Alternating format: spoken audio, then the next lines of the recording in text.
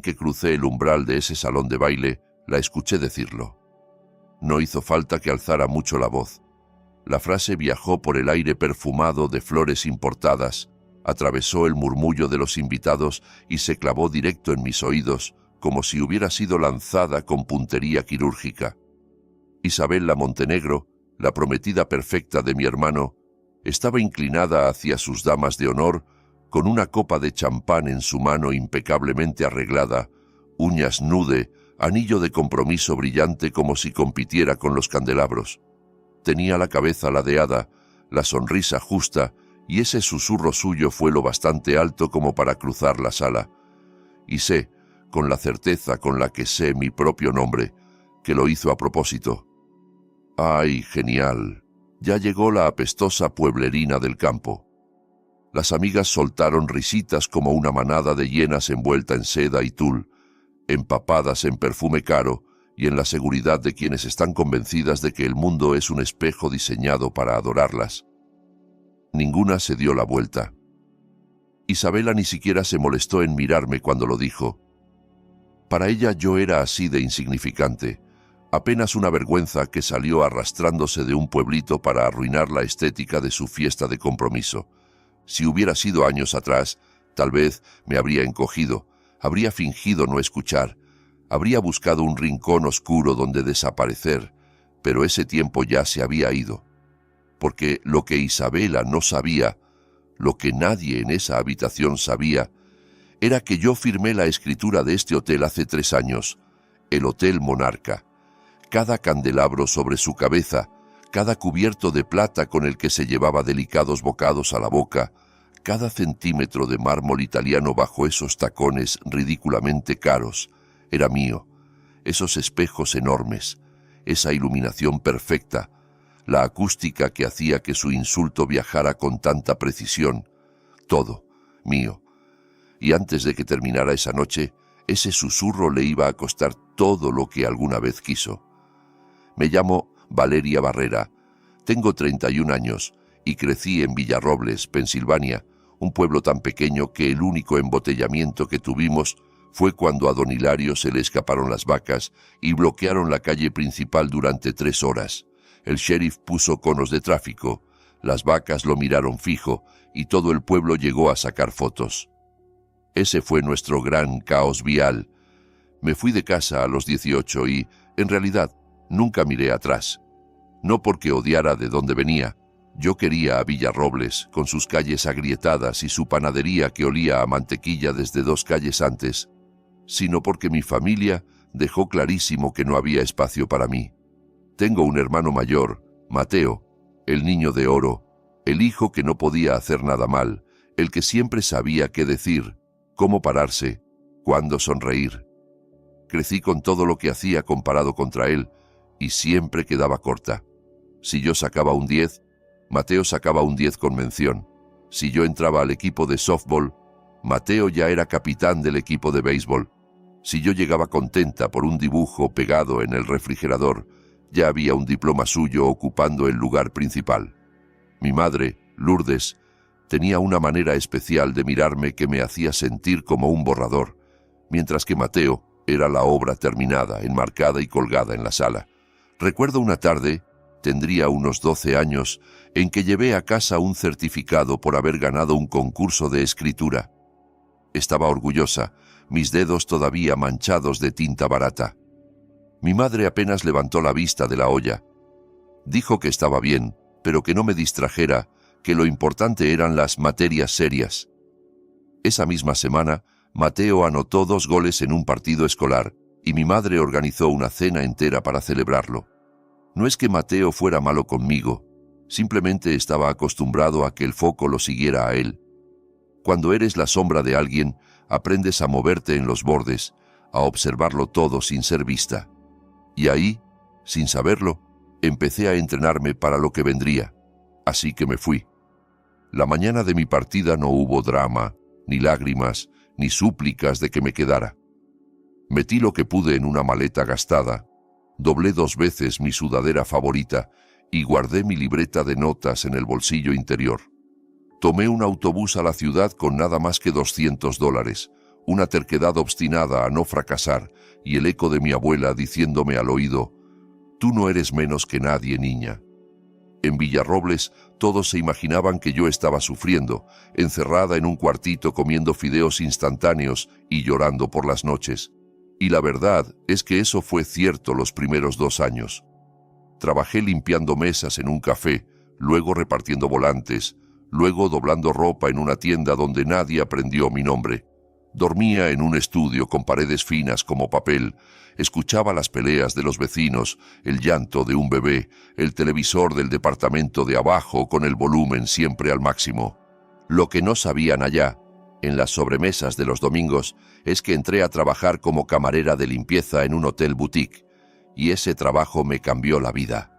El primer día que crucé la puerta de servicio, el olor era una mezcla de detergente, café recién hecho y nervios. Me pusieron un uniforme demasiado grande, me dieron un carrito con productos y una lista de habitaciones. Nadie esperaba nada de mí, y eso me vino perfecto.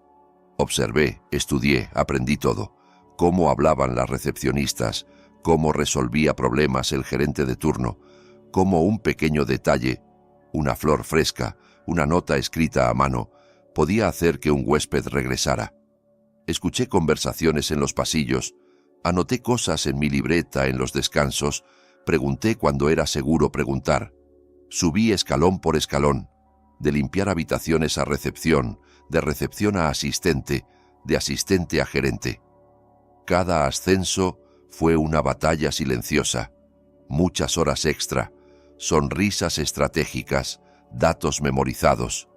Ahorré cada centavo, invertí con cuidado, tomé decisiones inteligentes y me arriesgué cuando tenía sentido, no antes. Cuando otros gastaban sus propinas en salidas, yo armaba una hoja de cálculo. Mientras mis compañeras se probaban zapatos, yo me sentaba al fondo del autobús a leer sobre hipotecas comerciales y tasas de ocupación. A los 28 compré mi primera propiedad, un pequeño motel destartalado junto a una carretera secundaria que todos daban por muerto. Yo vi potencial donde otros veían ruina. Lo reformé poco a poco, cuarto por cuarto, negociando con proveedores, aprendiendo a regatear como si me fuera la vida en ello. A los 30 ya tenía 3. Ahora, con 31, dirijo Grupo Abedul, una empresa que posee 6 hoteles boutique a lo largo de la costa este. El Monarca es mi joya, mi orgullo, mi recordatorio diario de que la niña invisible de Villarrobles construyó algo sólido, ladrillo a ladrillo. Y hay algo que aprendes cuando construyes algo desde la nada, a quedarte callada. Aprendes a valorar el silencio como un arma. Aprendes que la gente te subestima, y a veces eso es lo más útil que pueden hacer por ti. A los hombres trajeados que no me tomaban en serio en reuniones, yo les sonreía y los dejaba hablar, y luego firmaba contratos que ellos no vieron venir. Por eso nunca se lo dije a mi familia.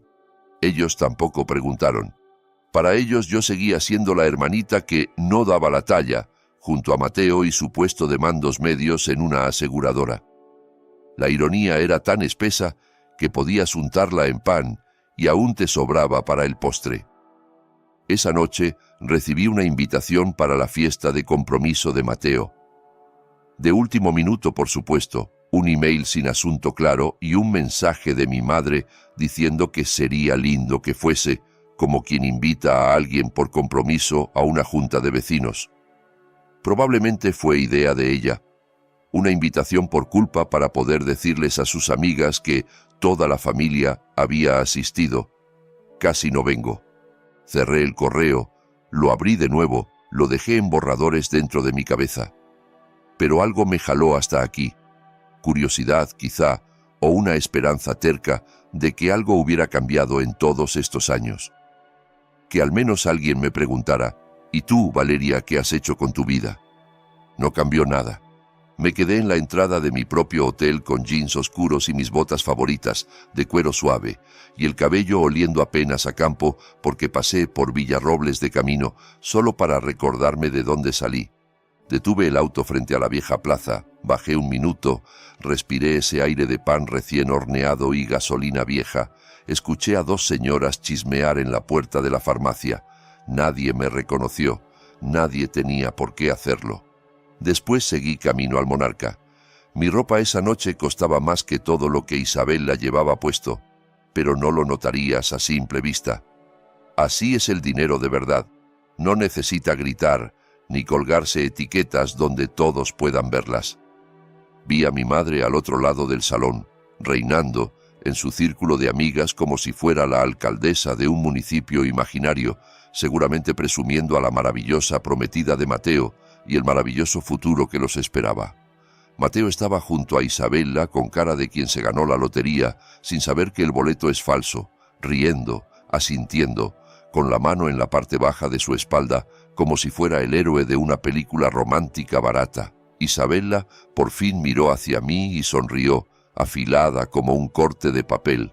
No me reconoció como nada más que un estorbo, una mancha en su noche perfecta, una nota desafinada en su sinfonía cuidadosamente ensayada. Me dio igual, que pensara que yo era nadie, que todos lo pensaran. Aprendí hace tiempo que la mejor venganza no es ruidosa, es paciente, silenciosa, y deja que la gente cave su propia tumba mientras mira por encima del hombro. Le devolví la sonrisa, esa sonrisa tranquila que usas cuando sabes algo que los demás no. Caminé a la barra y pedí un trago. El bartender me reconoció de inmediato, pero no dejó que se le notara. Mi personal sabía que no debía revelarlo. Sebastián Cruz, mi gerente general, me captó desde el otro lado de la sala y me hizo un gesto mínimo con la cabeza. Todo iba perfecto. El servicio fluía, el champán corría, la cocina aguantaba la presión. Perfecto por ahora, porque en unas 3 horas, Isabela Montenegro iba a aprender una lección importante. Nunca subestimes a la pueblerina del campo, sobre todo cuando es dueña del suelo que estás pisando. Y antes de seguir, si te está gustando esta historia, dale a suscribirte y cuéntame en los comentarios desde dónde me estás viendo y qué hora es allá. Leo cada comentario y de verdad significa muchísimo para mí. Gracias por tu apoyo. Ahora sí, volvamos a la historia. La fiesta era exactamente lo que esperarías de alguien como Isabela, extravagante, exagerada, diseñada para impresionar a gente que ya estaba impresionada consigo misma. Había esculturas de hielo con forma de cisnes demasiado delgados para ser creíbles, una fuente de champán que parecía excesiva incluso para estándares de fuente de champán, 3 niveles, luces debajo, burbujas como si fuera un volcán dorado, y tantas flores que un jardín botánico se habría puesto celoso y habría pedido derechos de autor. Un cuarteto de cuerdas tocaba versiones de canciones pop, porque nada dice clase como fingir que no reconoces la melodía de moda tocada por violines. Mi equipo hizo un trabajo impecable. Los centros de mesa estaban perfectos, el servicio de meseros era un ballet silencioso, las bandejas salían de la cocina como si tuvieran GPS. Eso me llenó de orgullo, aunque por dentro quería poner los ojos en blanco ante cada decisión estética que Isabela había tomado, desde los manteles con bordes de encaje hasta las servilletas dobladas en forma de flor de loto. Me acomodé en un rincón discreto a observar con mi copa en la mano, y entonces apareció mi madre. Lourdes Barrera se acercó como una mujer que acaba de oler algo desagradable y está tratando de ubicar el origen. Su vestido era elegante, sobrio, pero su expresión lo arruinaba todo. Me recorrió de arriba a abajo, deteniéndose en mis botas como si fueran un crimen de etiqueta, con una desaprobación que casi se podía tocar. Dijo que qué bueno que pude venir, con un tono que quería decir exactamente lo contrario. La palabra bueno le salió apretada, como si hubiera tenido que masticarla. Luego preguntó por qué no me había puesto algo más apropiado, mencionando que la familia de Isabela era muy refinada. Pronunció refinada, como si fuera una palabra de vocabulario que yo debía estudiar para un examen. Su ceja izquierda se levantó milimétricamente, la misma ceja con la que me corregía la postura cuando era niña. Le dije que venía directo del trabajo y no tuve tiempo de cambiarme, lo cual era cierto, solo que no mencioné que trabajo significaba dirigir una empresa hotelera multimillonaria. Podría haberle dicho que mis jeans estaban hechos a medida, que mis botas costaban más que el peinado entero de Isabela, pero no vi el caso. Mi madre suspiró como siempre suspiraba conmigo, Ese suspiro largo, resignado, como si yo fuera una decepción permanente que había aprendido a tolerar porque no le quedaba de otra. Me dijo que al menos intentara dar una buena impresión a los Montenegro, que ellos eran gente importante, y desapareció entre la gente para seguir con sus obligaciones sociales, que consistían principalmente en hablar mal de los ausentes con las presentes. Y ahí estaba, 20 segundos de conversación, y ya me sentía otra vez como a los 12 años, fallando una regla invisible que nadie me explicó, pero que todos esperaban que supiera. Tomé aire, conté mentalmente hasta 5, bebí un sorbo pequeño para no vaciar la copa de un trago. Miré a Isabela al otro lado, repartiendo besos al aire entre los invitados. Esa mujer besó más mejillas esa noche que un político en plena campaña, inclinándose lo justo, riendo un poco más alto de lo necesario. Cada gesto era calculado, cada sonrisa medida para el máximo efecto, cada mirada lanzada como un dardo a la persona correcta. Sus padres, Héctor y Verónica Montenegro, estaban cerca, pavoneándose como si fueran realeza en exilio. Héctor era grande, de hombros anchos, de rostro rojizo y con esa seguridad que viene de un éxito real o de actuar muy bien que lo tienes. Verónica era delgada, pulida, perfectamente estirada, chorreando joyas que atrapaban la luz con cada movimiento como si fueran pequeñas constelaciones privadas. Parecían ricos, se comportaban como ricos, se movían como ricos, pero algo no encajaba, como un cuadro precioso colgado apenas torcido. Algo en la composición molestaba la vista sin que supieras exactamente qué. Todavía no podía señalarlo, pero sabía que lo haría. Entonces Mateo por fin me vio y se acercó, acomodándose la corbata en el camino, mirándome como cuando éramos niños y yo era la hermana fastidiosa que lo seguía a todas partes con una libreta en la mano. Dijo que le alegraba que yo hubiera venido, aunque su tono dejaba claro que le daba igual si yo estaba o no, que la noche no orbitaba en torno a mi asistencia. Preguntó si ya había conocido a Isabela y dijo que era increíble, que nunca había conocido a alguien tan... y se quedó buscando adjetivos como si estuviera eligiendo en un catálogo. Brillante, sofisticada, especial. Le respondí que ya la había visto y me guardé lo demás, ese comentario sobre los cisnes de hielo que se me quemaba en la lengua. Mateo asintió, mirando por encima de mi hombro para ubicar a quién más tenía que saludar, qué mano estrechar, qué sonrisa practicar. Algunas cosas nunca cambian. Y luego soltó una frase que me apretó el estómago como si me hubieran dado un golpe desde dentro. Comentó que mamá le había dado a Isabela el collar de la abuela como regalo de compromiso.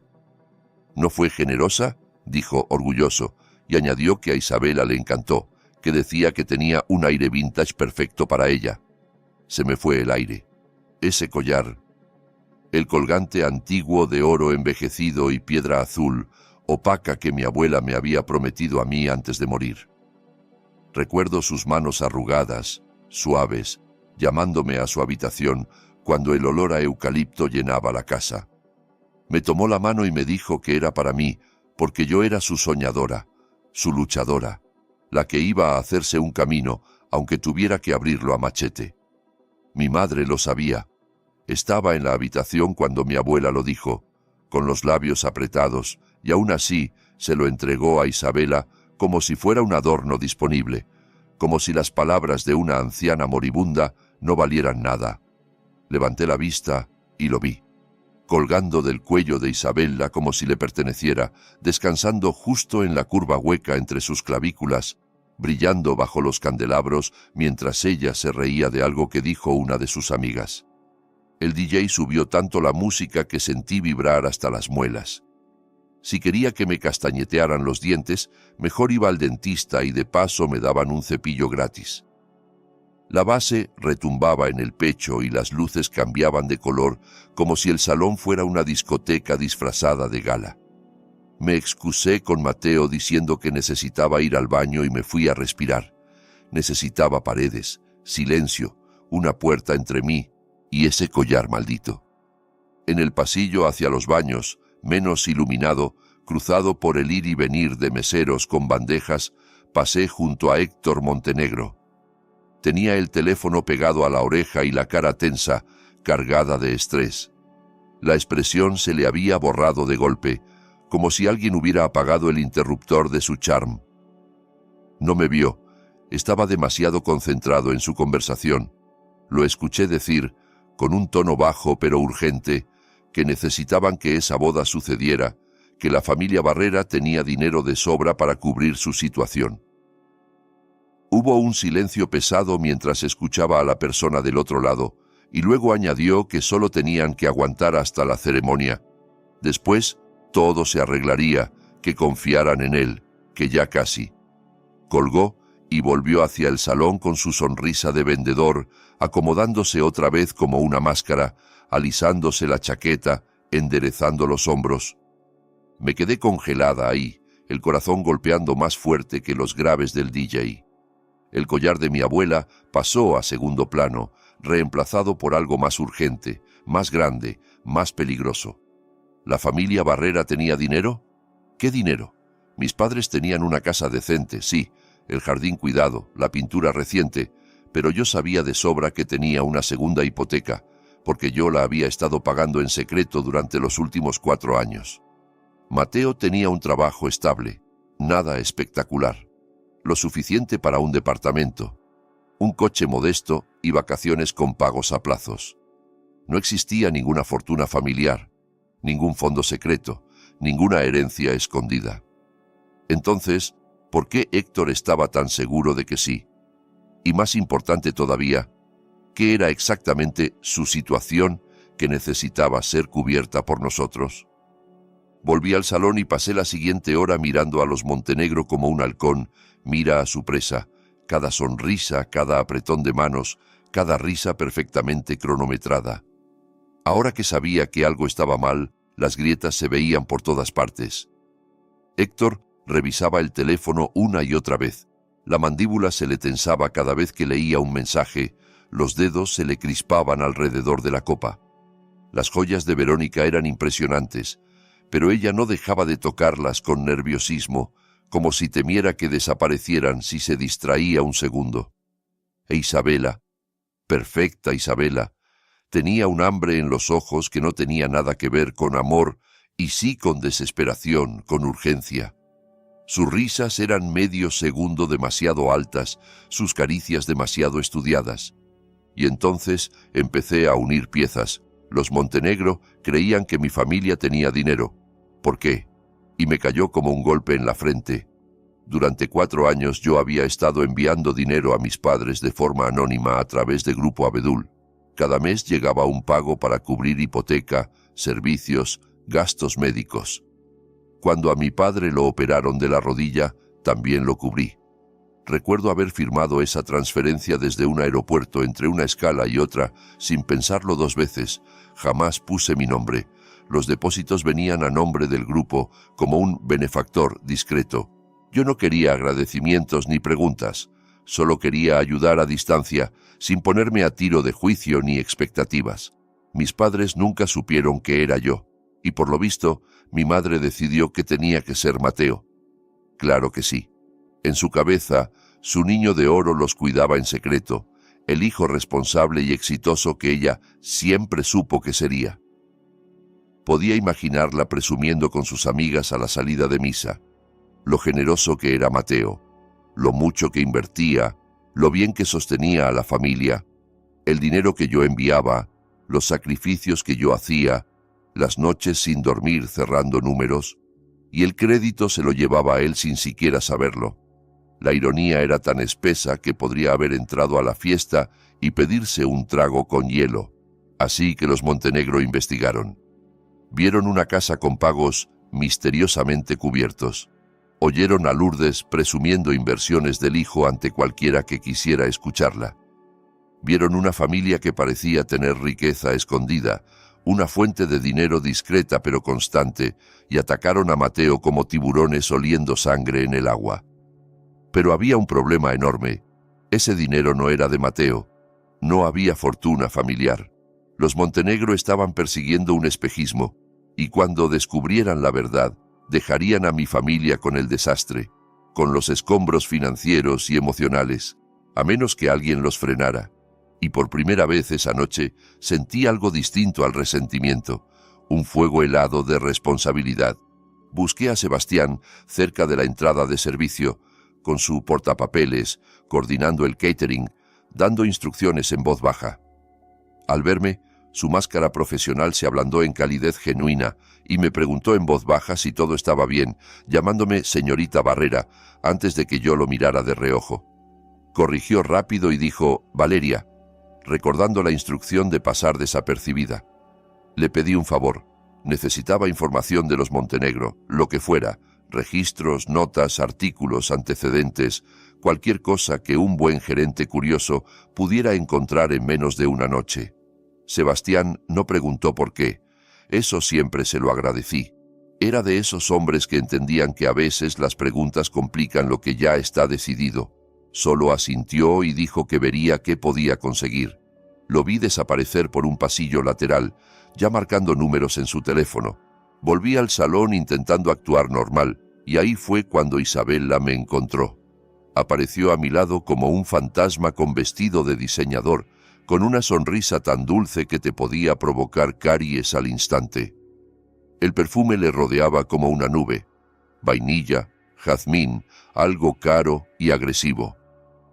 Sugirió que habláramos a solas, para conocernos, dijo, con esa entonación que usan las personas que nunca quieren conocerte de verdad. Me tomó del brazo como si fuéramos amigas de toda la vida y me guió hacia un rincón cerca de los baños, donde el ruido de la música se amortiguaba un poco y el tráfico de gente era menor. En cuanto quedamos fuera de oído, su sonrisa se evaporó como si nunca hubiera sido real. Me dijo que sabía todo sobre mí, alargando la palabra como si fuera un regalo envenenado. Que sabía que yo mandaba dinero a mi casa cada mes, jugando a ser la buena hija desde lejos. Y luego soltó lo que la confundía. ¿Por qué alguien que apenas puede pagar su propio departamento mandaría dinero a una familia que ni siquiera la quiere? Sentí la mandíbula endurecerse, pero mantuve la cara neutra.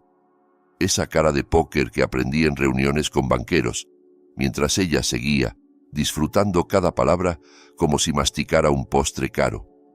Dijo que quizá yo estaba intentando comprar amor, probar que valía algo. Patético, así lo llamó, mirándome como si estuviera evaluando un vestido barato. Se inclinó un poco, acercando su copa a mi cara, y aseguró que Mateo le contaba todo, que yo siempre le tuve celos, que no soportaba no ser la favorita, que la familia solo me toleraba por lástima, que todos sabían eso menos yo. Volvió a sonreír, pero esta vez la sonrisa era un cuchillo afilado, sin una pizca de calidez. Dijo que iba a casarse con Mateo, que iba a ser parte de la familia y que, honestamente, sería mejor para todos si yo me mantenía lejos. A ti nadie te va a extrañar, remató, y me llamó peso muerto. Luego me palmeó el brazo como si consolara a una niña caprichosa y se fue, moviendo el vestido como si estuviera en una pasarela. Me quedé quieta, apoyada en la pared fría del pasillo, procesando. Isabella creía que yo estaba quebrada. Creía que el dinero venía de Mateo. No tenía idea de quién era yo. Era como ver a alguien presumir lo increíble que es su auto rentado frente a la dueña de toda la agencia, y sinceramente, si la arrogancia quemara calorías, Isabella sería invisible, un eco sin cuerpo. Sebastián apareció a mi lado unos minutos después y me sacó de mis pensamientos. Traía una carpeta en la mano y el rostro pálido, la compostura rota. El hombre que siempre estaba imperturbable ante bodas caóticas y congresos imposibles se veía realmente preocupado. «Tienes que ver esto», me dijo. Nos apartamos a un pasillo lateral aún más discreto, fuera de miradas, y en el silencio húmedo de la zona de servicio abrí la carpeta y empecé a leer.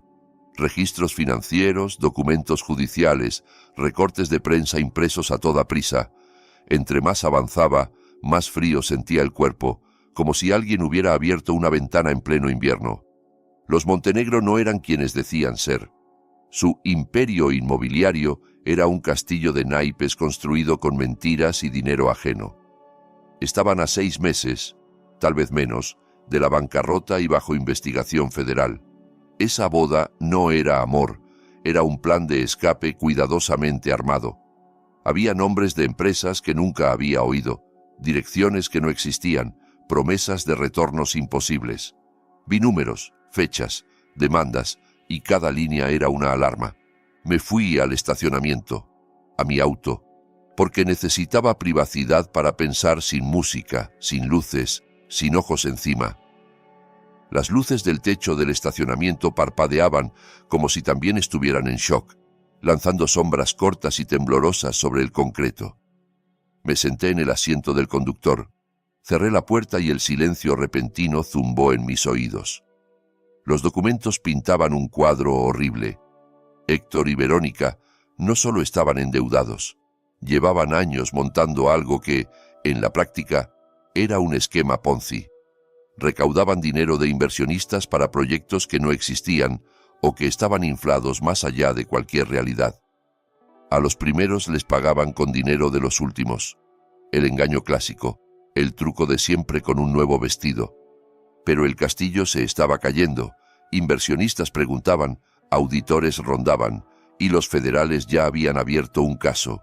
Necesitaban una salida rápida, un salvavidas con forma de familia adinerada. Y ahí entraba mi hermano Mateo. Entendí su lógica, por retorcida que fuera. Casarse con una familia que parecía tener dinero, colgarse de esa reputación y por lo menos tener dónde esconderse cuando todo explotara. Obtener acceso a cuentas, propiedades, línea de crédito, contactos. Incluso podía ser peor. Quizá pensaban exprimir los activos de mi familia antes de desaparecer y empezar el fraude en otra parte, con otro nombre, en otra ciudad. Lo que no sabían era que mi familia no tenía nada.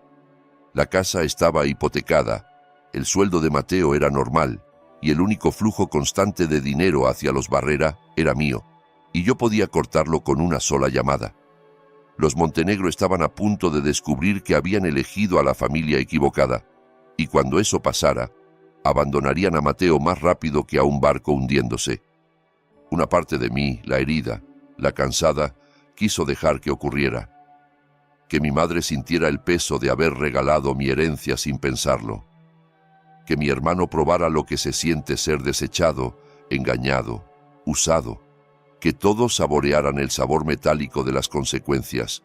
Pero no pude. Por más que me dolieran, por más que hubiera pasado años aprendiendo a vivir sin ellos, seguían siendo mi familia.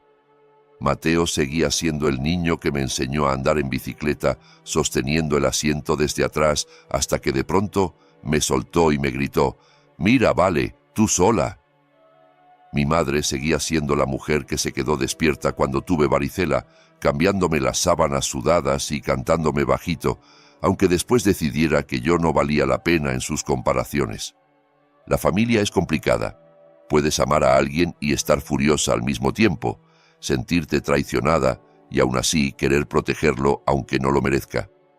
Así que tomé una decisión en ese auto frío, con la carpeta abierta sobre mis piernas. Iba a exponer a los Montenegro y a salvar a los míos, a mi manera. No iban a verlo venir de mí.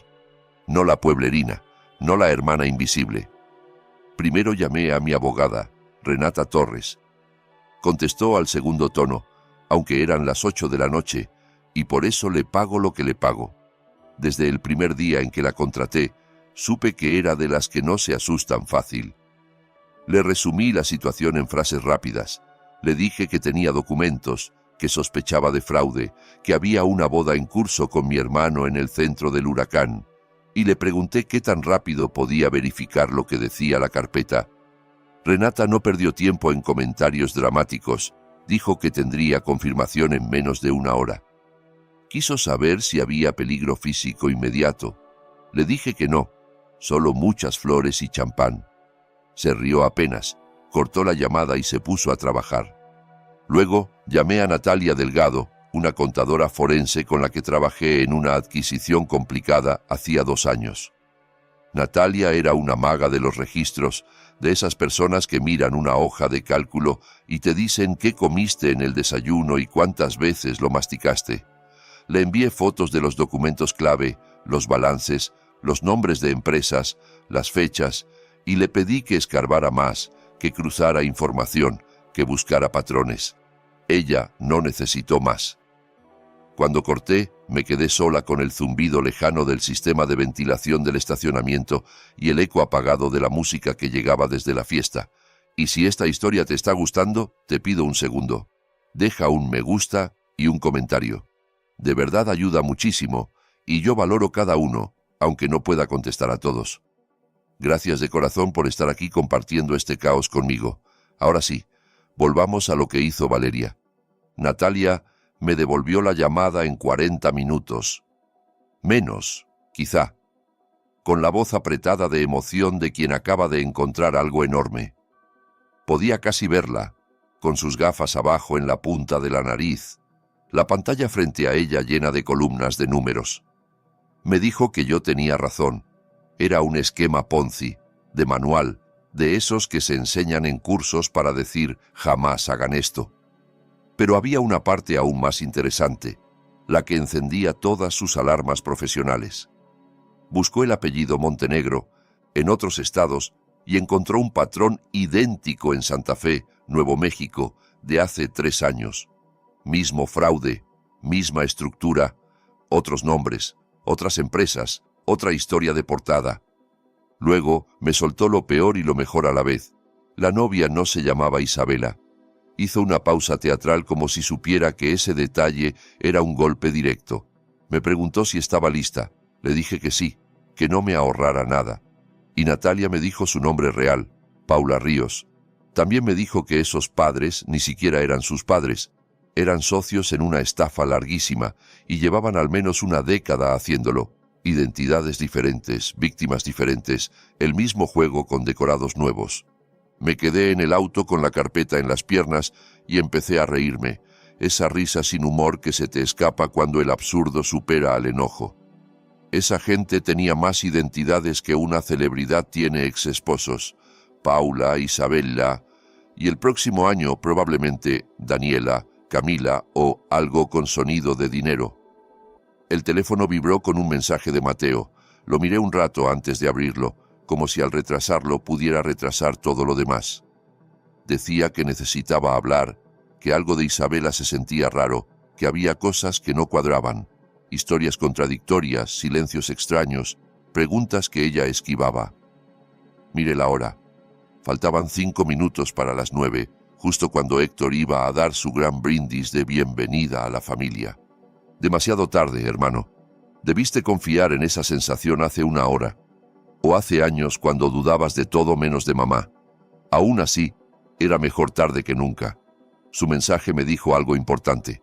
Mateo empezaba a despertar, aunque fuera a golpes. Me bajé del auto y caminé hacia el hotel. El aire de la noche estaba tibio, húmedo, y en algún lugar adentro, una estafadora con vestido blanco estaba a punto de vivir la peor noche de su vida. Nunca había sido tan consciente del sonido de mis propias botas sobre el pavimento. Regresé al Hotel Monarca con una energía distinta. Antes era la hermana invisible, la pueblerina a la que todos miraban por encima del hombro. Ahora era una mujer con un plan, y lo más peligroso de todo, con pruebas. Sebastián me esperaba cerca de la entrada de servicio, con expresión mezclada entre preocupación y curiosidad, como si se hubiera metido sin querer a un episodio de serie policial. Me dijo que había estado observando a los Montenegro y que algo definitivamente estaba raro. Contó que Héctor hizo 4 llamadas en la última hora y cada una lo dejó más agitado, que Verónica casi tiró una bandeja al chocar con un mesero porque estaba distraída, que Isabela desapareció 15 minutos y volvió con los ojos ligeramente enrojecidos. Le dije a Sebastián que necesitaba el sistema audiovisual listo. Durante el brindis de las 9 íbamos a darles a los invitados una presentación que no olvidarían. Sebastián no parpadeó, solo soltó un entendido, como si estuviera confirmando un pedido de vino. Me preguntó qué tipo de presentación, y yo le entregué una memoria USB que siempre llevaba en mi bolso, porque uno nunca sabe cuándo va a necesitar tecnología para arruinarle la noche a alguien. Ahí estaban las copias escaneadas de los documentos más comprometedores, junto con todo lo que Natalia me había enviado, registros judiciales de Nuevo México, estados financieros mostrando el fraude, fotos de Paula Ríos de hace 3 años con otro look pero los mismos ojos fríos, y una ruta de mentiras de más de una década enlazando estados, apellidos, empresas. Le dije que, en cuanto Héctor empezara el brindis, quería todo en las pantallas, cada documento, cada foto, cada prueba. Sebastián tomó la USB con una sonrisa apenas visible y dijo que siempre supo que trabajar conmigo sería interesante, pero que esto era otro nivel. Agregó que avisaría a seguridad para que mantuvieran discretamente las puertas controladas. Se fue hacia la cabina de control mientras mi teléfono vibraba de nuevo. Era Renata, confirmando todo con la precisión de un bisturí. Los Montenegro estaban bajo investigación federal. Y lo más importante, ella ya había llamado a la investigadora principal, la agente Carla Rivas, que llevaba meses intentando localizarlos, siguiéndoles pistas que se evaporaban una tras otra. Esa gente se mudaba, cambiaba nombres y siempre estaba un paso delante. Hasta esa noche. Renata me dijo que la agente Rivas ya venía en camino con su equipo y que estarían afuera del hotel a las 9:15, listos para entrar en cuanto la evidencia fuera pública y se aseguraran de que los presentes entendieran con quién habían estado codeándose. Todo estaba encajando, la trampa estaba armada, solo faltaba esperar el momento exacto. Encontré un lugar al fondo del salón, desde donde lo veía todo sin ser vista. Me apoyé en una columna, medio oculta por una maceta ridículamente grande. Isabella volvía a trabajar la sala con su sonrisa falsa, pegada como pintura resistente al agua. Mateo estaba a su lado jugando a ser el prometido perfecto, sin saber que su futuro estaba a punto de explotar en 1000 pedazos frente a un público de más de 100 personas. Mi madre charlaba con Verónica como si fueran amigas de años, 2 mujeres que no tenían nada en común, salvo su facilidad para hacerme sentir poca cosa. Verónica asentía, tocándose el collar, riendo con un segundo de retraso. Mi madre le hablaba seguramente de lo maravilloso que era Mateo, de lo sacrificado que era, de cómo siempre había estado ahí para ellos. Miré el reloj, 8:52. El teléfono vibró otra vez. Mateo preguntaba dónde estaba y repetía que necesitaba hablar, que Héctor se escapaba demasiado, que Isabella evadía preguntas sobre su pasado, que había detalles que no coincidían. Dijo que quizás se estaba poniendo paranoico, que tal vez eran nervios por la boda, pero que algo en el estómago le hacía ruido. Leí el mensaje sin contestar de inmediato. Una parte de mí quiso advertirle, tomarlo del brazo, sacarlo por la puerta de servicio y decirle la verdad al oído. Pero si lo hacía, él podía advertirla a ella, y no podía arriesgar eso. No podía perder a Paula Isabella Ríos justo cuando estaba a punto de caer. Le respondí solo, «Hablamos después del brindis. Espera». A las 8:56 vi a Héctor acomodándose la corbata cerca del pequeño escenario donde estaba el DJ. Había recuperado su máscara de seguridad y encanto. Se pasó la mano por el cabello, practicó una sonrisa frente al reflejo oscuro de una pantalla, alzó la copa para medir su peso. No tenía idea de lo que venía. Recordé lo que Isabella me dijo, «Peso muerto. A ti nadie te extraña. Quédate lejos». La cosa con la gente que te subestima es que nunca te ve venir. Están tan ocupados mirando hacia abajo que se pierden el momento en que te levantas y les pisas la sombra. A las 8:59, Héctor subió al escenario con el micrófono en la mano. El DJ bajó la música poco a poco hasta dejar solo un murmullo de fondo. Los invitados giraron con sus copas listas para brindar, como si estuvieran coreografiados. Crucé mirada con Sebastián a lo lejos. Me hizo un gesto mínimo, la señal que habíamos acordado. Las pantallas detrás del escenario mostraban un carrusel de fotos de Mateo e Isabella, felices en un restaurante, felices en la playa, felices en una feria con algodón de azúcar, felices en un mundo que estaba construido sobre mentiras, no por mucho. Héctor carraspeó y empezó su discurso. Dio las gracias por estar allí. Dijo que cuando su hija llevó a Mateo a casa, supo que ese joven era especial, que le recordaba a sí mismo de joven. Irónico, pensé, que era trabajador, honesto, familiar. Casi me reí. Su hija, la hija que no era su hija, la hija cuyo nombre real probablemente tenía que recordarse cada mañana frente al espejo. Héctor habló de familia, legado, nietos, de un futuro brillante y de lo honrados que estaban de unirse a los Barrera, de cómo admiraban sus valores y su estabilidad. Cada palabra era una mentira, y cada mentira estaba a segundos de quedar desnuda frente a una audiencia con celulares en la mano. Héctor alzó la copa. Por el amor, por la familia, por el para siempre. Sentí que el salón contenía la respiración, como si todos esperaran el tintineo de las copas.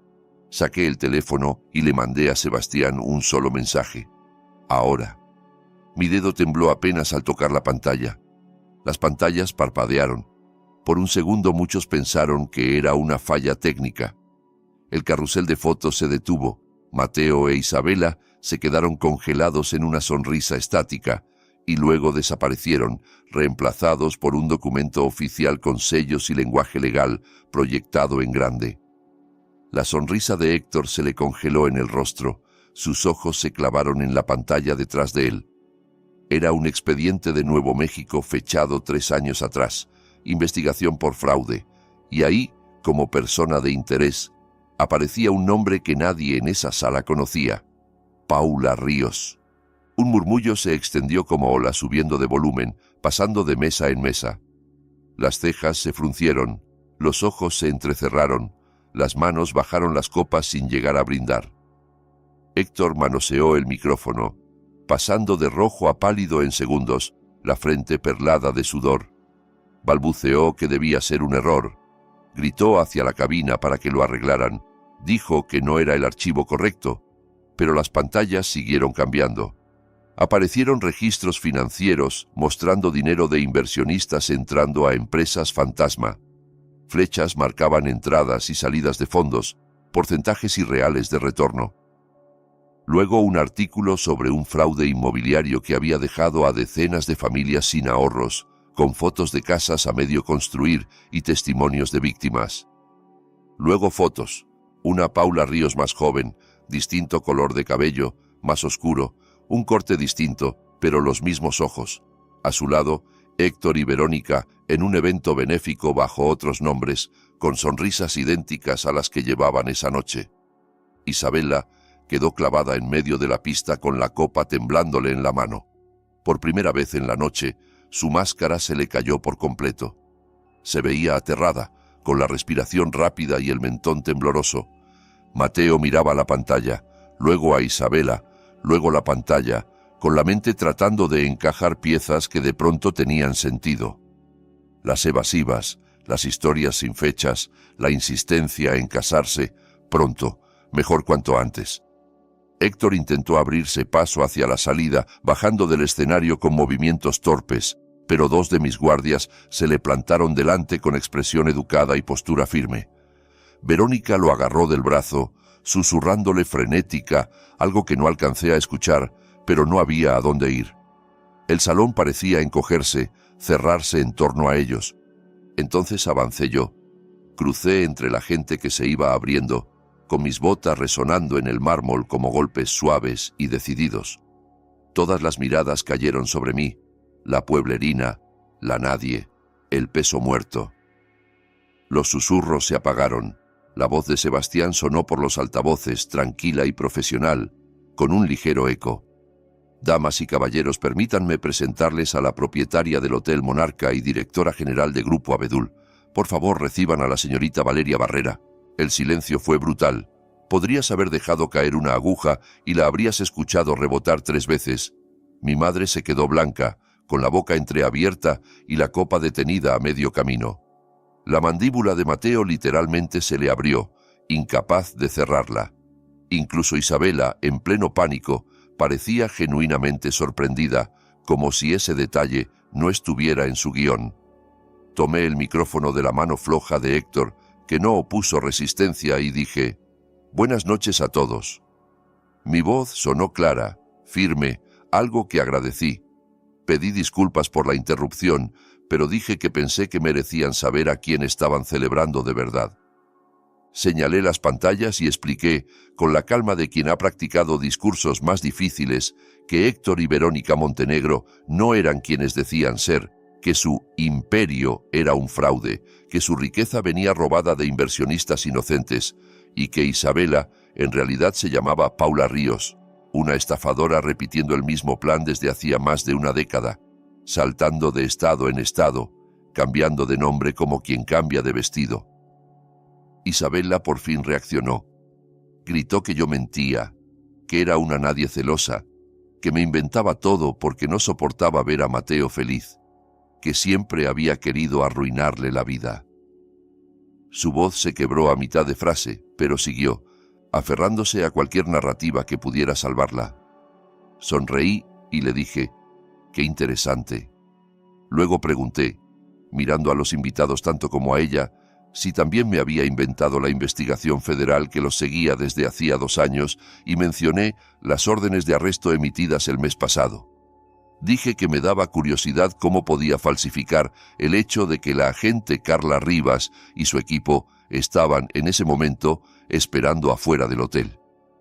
Como si fuera una señal ensayada, se abrieron las puertas del salón y entraron 4 personas de traje, con placas visibles y expresiones serias, la postura de quienes saben exactamente qué están haciendo. La música ya estaba silenciada. El sonido de sus pasos sobre el piso se escuchó nítido. La cara de Isabela se desmoronó. Héctor intentó correr hacia un lateral. Alcanzó a dar unos metros antes de que la agente Rivas lo detuviera con una mano firme en el hombro. Le dijo, con calma ensayada, que Héctor Montenegro, o como se llamara en realidad, quedaba arrestado por fraude electrónico, fraude a inversionistas y conspiración, entre otros cargos que enumeró como si leyera una lista de supermercado. Verónica empezó a llorar con el rímel corriéndole por la cara perfectamente maquillada, diciendo que era un malentendido y que podían explicarlo, que todo se malinterpretaba, que tenían buenos abogados. Uno de los agentes le pidió que se calmara mientras le leían sus derechos. Isabela, Paula, como se llamara, se giró hacia Mateo por última vez y le suplicó que no dejara que su hermana les hiciera esto, que se amaban, que él tenía que creerle porque lo que tenían era real, que todo lo demás no importaba. Mateo la miró un largo rato. Vi la guerra detrás de sus ojos, el derrumbe de un castillo de arena levantado con promesas falsas. La mujer que creyó amar contra la evidencia imposible de negar que corría en las pantallas y en las palabras de los agentes. Y entonces hizo algo que jamás esperé de él. Dio un paso atrás. Ese simple movimiento fue un terremoto completo. Dijo, con la voz rota pero segura, que no sabía quién era ella, que no sabía quiénes eran ninguno de ellos, que no podía creer nada de lo que había oído de su boca. La expresión de Isabela pasó de súplica a rabia en un segundo, como si alguien hubiera cambiado el canal. Se lanzó hacia mí gritando que yo había arruinado todo, que yo debía ser nadie, que yo era la apestosa pueblerina del campo que creía que el dinero la volvía importante. Seguridad la detuvo antes de que me tocara. 2 guardias se colocaron entre nosotras con movimientos fluidos. Me incliné lo justo para que solo ella escuchara y le dije en voz baja que esa pueblerina era dueña de la sala donde estaba parada, pagaba el sueldo de quienes la estaban escoltando y dormiría perfectamente sabiendo exactamente quién era, cosa que ella no podía decir. Se la llevaron aún gritando, con el vestido de diseñador arrugado, el peinado destruido, los tacones tambaleándose y su vida inventada desmoronándose a cada paso como lentejuelas desprendiéndose de un traje barato. Me volví hacia los invitados, que seguían en shock, ojos muy abiertos, teléfonos en las manos sin saber si grabar era apropiado, y dije que el catering ya estaba pagado y sería una pena desperdiciar comida buena. Les dije que el bar seguiría abierto para quien quisiera quedarse, que entendía si algunos preferían retirarse, pero que nadie corría peligro. Una risa nerviosa recorrió el salón liberando un poco de la tensión. El DJ, bendito sea, tomó la iniciativa y puso algo animado pero discreto, como si intentara reanimar un corazón a punto de colapsar. La fiesta de compromiso había terminado, pero la noche apenas empezaba. La siguiente hora se sintió como un sueño febril. Los 3 estafadores salieron esposados, mientras la gente miraba en silencio o susurraba en corrillos. Isabela seguía lanzando amenazas vacías cuando la metieron a un auto sin marcas, prometiendo venganzas imposibles. En 15 minutos pasó de futura señora Barrera a futura interna, y eso tiene que ser récord incluso para una profesional. Más tarde, cuando el salón había perdido parte de su brillo y las flores empezaban a oler ligeramente a cansancio, Mateo me encontró cerca de la barra. Parecía un hombre que despertó de una pesadilla para darse cuenta de que seguía dentro de ella. Ojos rojos, manos temblorosas, la corbata floja, el mundo hecho trizas a sus pies.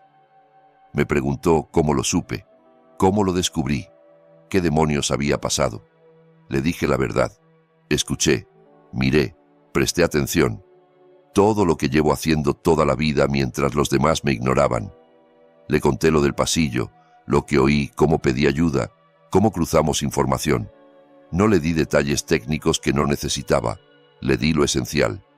Se quedó callado y luego dijo que lo sentía, que sabía que no bastaba, que no tapaba años de tratarme como si yo fuera un adorno de la familia, algo que estaba, pero no importaba. Dijo que nunca se preguntó realmente qué hacía yo, cómo vivía, que asumió que estaba por ahí, resolviéndomelas como siempre, y que se apoyó en esa idea cómoda. Me quedé observando su cara, esperando el truco, el giro defensivo, el «pero tú también», pero no vi truco, vi arrepentimiento real, quebrado, incómodo. Le dije que, lo siento, era un comienzo, no un final. Nos quedamos ahí, en silencio un momento, 2 hermanos que pasaron décadas siendo extraños, viéndose por primera vez sin máscaras ni historias prestadas. Entonces apareció mi madre. Lourdes se veía más pequeña, como si lo ocurrido la hubiera encogido por dentro, como si los hombros ya no pudieran sostener tanta postura. Se acercó despacio, sin su seguridad habitual, sin el mentón levantado. Empezó a decir que no sabía, que nunca imaginó, que ella solo... Pero la corté con un gesto suave. No tenía paciencia para una obra de teatro esa noche. Saqué el teléfono y le mostré la pantalla. Registros bancarios, comprobantes, 4 años de pagos a su hipoteca, a los servicios, a sus gastos médicos, todo desde Grupo Abedul, todo desde mí, mes tras mes, como un metrónomo. Le dije que ella creyó que Mateo lo sostenía y que presumió por ahí a su hijo generoso y exitoso. Dejé ese silencio caer como una manta pesada y luego dije, fui yo, siempre fui yo. Mi voz sonó más cansada que enfadada y eso la tomó por sorpresa. Mi madre miró la pantalla, luego me miró a mí y volvió a la pantalla, abriendo y cerrando la boca sin poder hablar, como si las palabras se le hubieran secado en la garganta. Le dije que no lo hice por gracias, ni por reconocimiento, ni para comprar amor, que lo hice porque eran mi familia, incluso cuando me hicieron sentir que yo no lo era para ustedes. Sus ojos se llenaron de lágrimas de verdad, no esas lágrimas teatrales de reuniones familiares, lágrimas densas, torpes, que salían de un lugar profundo y poco visitado. Susurró mi nombre, Valeria, como si lo dijera por primera vez de verdad, como si siempre me hubiera llamado hija en automático sin pensar a quién. Alzó la mano como para tocarme y la dejó caer a medio camino. No la abracé, no era el momento. A veces la distancia es la única forma honesta de estar cerca. Y entonces hubo un alboroto en la pista. El collar de mi abuela, mi collar, estaba en el suelo, donde Isabela lo había arrojado en su arranque de furia. Lo vi brillar entre 2 pétalos caídos. Una dama de honor casi lo pisó antes de retroceder. Mateo fue, lo levantó con cuidado como si pudiera romperse con un suspiro. Lo miró un momento en su palma y volvió hacia mí. Dijo con la voz espesa que eso siempre debió ser mío, que no sabía que mamá lo había regalado, que nunca se le ocurrió preguntar y que lo sentía. Abrió mi mano y me lo puso en la palma con un gesto lento, casi reverente. El peso se sintió correcto, familiar, como si algo que faltaba desde hacía años por fin hubiera vuelto a su lugar, justo al centro de mi pecho, aunque todavía no me lo colgara. Mi madre nos miró, llorando, y dijo que se había equivocado en todo, que no tenía excusas, que no sabía cómo reparar tanto. No le discutí, pero tampoco la humillé. Habría tiempo para conversaciones difíciles, para reproches, para silencios incómodos. En ese momento yo solo estaba cansada, drenada, con la adrenalina abandonando mi cuerpo. Un invitado se acercó, con el nudo de corbata suelto, y preguntó si la fiesta seguía, confundido pero esperanzado, como quien no quiere tirar la noche por la borda. Miré alrededor. Los cisnes de hielo se derretían, la fuente de champán seguía corriendo, la mitad de los invitados se había ido, pero la otra mitad parecía decidida a desquitarse la barra libre y quizá bailar sus nervios fuera del cuerpo. Me encogí de hombros y le hice una seña al DJ para que siguiera. La noche ya era lo suficientemente rara. ¿Qué daño podía hacer un poco de baile? Un grupo de jóvenes se lanzó a la pista como si nada hubiera pasado, porque a cierta edad crees que todo es una anécdota. Algunos adultos los siguieron con movimientos tímidos, otros se quedaron en sus mesas, procesando, mandando mensajes, quizá googleando Paula Ríos fraude. Yo guardé el collar en el bolsillo interior de mi chaqueta, cerca del corazón. 3 semanas después, estaba sentada en mi oficina del Hotel Monarca, en el último piso, mirando el skyline con el sol de la mañana entrando por las ventanas grandes. Tenía una taza de café a medio terminar, y la ciudad parecía más tranquila de lo normal. Por primera vez en años, me sentí en paz de una forma extraña, como si hubiera cerrado un círculo que no sabía que seguía abierto. Los estafadores estaban acabados. La fiscalía tenía evidencia para imputarlos por múltiples cargos de fraude, lavado y conspiración. Paula Ríos, la mujer que me llamó apestosa pueblerina, estaba bajo custodia, esperando juicio, con una fianza tan alta que ni sus padres falsos podían pagarla. Resulta que cuando pasas décadas robándole a la gente, no te sobran amigos dispuestos a salvarte cuando todo se cae. La historia fue noticia local una semana. Me llamaron para dar una declaración. Decliné, pero la prensa igual hizo lo suyo. Algunos titulares hablaban del gran fraude descubierto en fiesta de compromiso. Otros se centraban en el drama familiar, porque el morbo siempre vende. Un titular incluso me llamó la pueblerina apestosa que era dueña de la sala. Ese lo enmarqué y lo colgué justo aquí, a un lado de la puerta, donde lo veo cada mañana al entrar.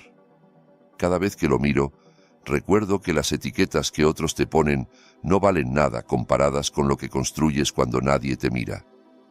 Mateo vino a visitarme ayer. Fue la primera vez que vio mi oficina, a mi equipo, la vida que construí sin la ayuda de nadie. Entró despacio, mirando el mobiliario, las fotos de los otros hoteles en las paredes, las carpetas organizadas en mi escritorio. Caminaba tocando cosas como si no pudiera creer que eran reales, rozando la orilla de la mesa de juntas, leyendo los nombres en las placas de los directores de área. Me dijo que pasó años pensando que me conocía y que estaba equivocado en todo, que yo siempre había estado en un rincón de su visión, desenfocada. Le dije que teníamos muchos años que recuperar y que quizá debíamos empezar ya, sin grandes discursos. Fuimos a almorzar de verdad, no un compromiso familiar lleno de charla vacía y comentarios pasivo-agresivos. Elegí una mesa en el restaurante del hotel, junto a la ventana, sin reservas especiales. Hablamos de la infancia, de cómo nos escondíamos debajo de la mesa del comedor para escuchar las conversaciones de los adultos. Hablamos de nuestros padres, de lo que nunca nos dijimos. Yo le conté lo sola que me sentí tantos años. Él me habló del peso de ser el hijo perfecto y de cómo a veces quería fallar a propósito solo para ver qué pasaba. No fue perfecto ni fácil. Hubo silencios raros, momentos en que ninguno sabía cómo responder, pero fue honesto, y eso era más de lo que habíamos tenido jamás. Mi madre empezó terapia la semana pasada. Me llamó con una voz pequeña, insegura, tan distinta a la mujer que solía hacerme sentir una decepción constante incluso con un solo gesto.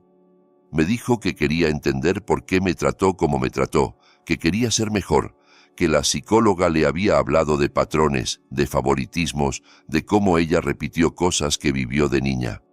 Le dije que apreciaba el esfuerzo y que podíamos ir despacio.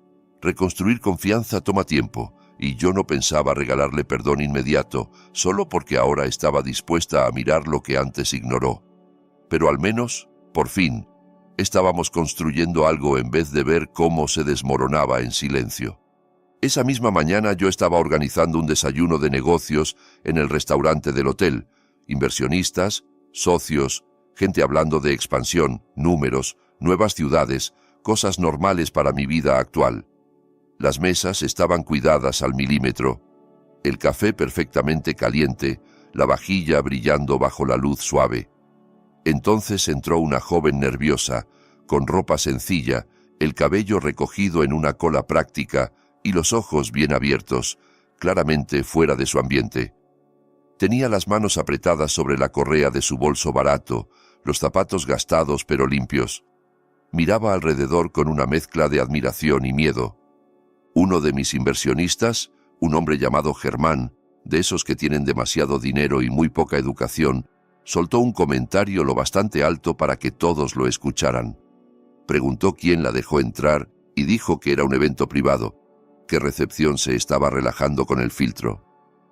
Lo miré unos segundos, sintiendo una irritación antigua subir como espuma. Me levanté, caminé hasta la joven y le extendí la mano.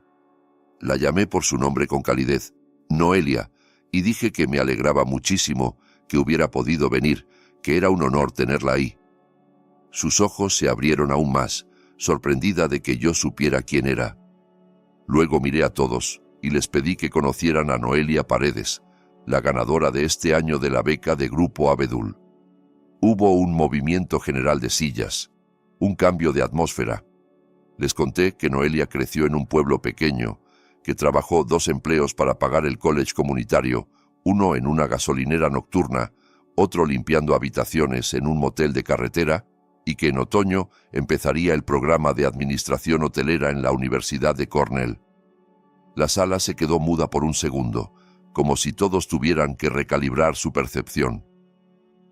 Germán de pronto encontró su café fascinante, incapaz de levantar la vista. Senté a Noelia en mi mesa, la misma mesa de los inversionistas, la misma mesa de quienes creen que valen más por su dinero o sus contactos.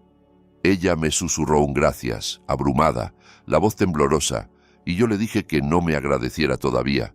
El trabajo real apenas empezaba, pero también le dije que si alguna vez sentía que no pertenecía a un lugar, recordara que quienes construyen las cosas más hermosas casi siempre empiezan con nada más que terquedad y sueños tercos, y que su historia no tenía por qué parecerse a la de nadie más.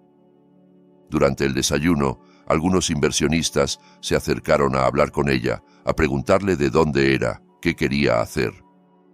La escuché responder tímida al principio, más segura luego, hablando de hoteles como quien habla de algo que ama sin haberlo tenido nunca cerca. Me vi reflejada en esos ojos grandes, en ese miedo a meter la pata en cada frase. Y sentí algo parecido a orgullo, pero no por mí, sino por la posibilidad de que otra apestosa pueblerina, a ojos de alguien ignorante, pudiera encontrar su lugar sin tener que pelear las mismas batallas que yo sola. Después del desayuno me quedé en el lobby viendo entrar y salir a los huéspedes, ejecutivos con maletines, turistas con gorras y mochilas, familias con niños que arrastraban peluches por el piso, todos caminando sobre pisos que yo compré, durmiendo en camas que yo pagué, usando ascensores que yo autoricé, sin saber quién hacía posible todo aquello. Y estaba bien, no necesitaba que lo supieran. El anonimato se había convertido en un aliado, no en un castigo. La gente siempre intenta hacerte sentir pequeña por el lugar de donde vienes, por cómo hablas, por cómo te vistes, por el nombre de tu pueblo en el mapa. Déjalos. Mientras estén ocupados mirándote desde arriba, no van a ver el momento en que te elevas. Aprendí esa lección hace mucho, en un pueblito donde yo nunca era suficiente, escuchando comparaciones que me raspaban el alma. La cargué durante años de esfuerzo, dudas y voces diciéndome que no llegaría a nada, que soñaba demasiado alto para mis circunstancias, y ahora aquí estaba, de pie en mi hotel, rodeada de todo lo que construí sin pedir permiso. Me toqué el cuello. El collar de mi abuela descansaba allí, tibio por mi piel. Me miré en el reflejo de una de las paredes de cristal. Ya no veía a la niña a medio borrar, sino a la autora de su propia historia. Sonreí apenas. La apestosa pueblerina, oliendo el éxito desde kilómetros. Y esta vez, nadie podía arrebatármelo. Y hasta aquí el relato. Si llegaste hasta el final con Valeria, ya sabes, nada nos detiene cuando dejamos de creerle a quienes nos quieren pequeñas. Si te gustó esta historia, suscríbete, déjame tu like y cuéntame en los comentarios desde dónde me escuchas y qué fue lo que más te pegó. Tu apoyo ayuda a que pueda seguir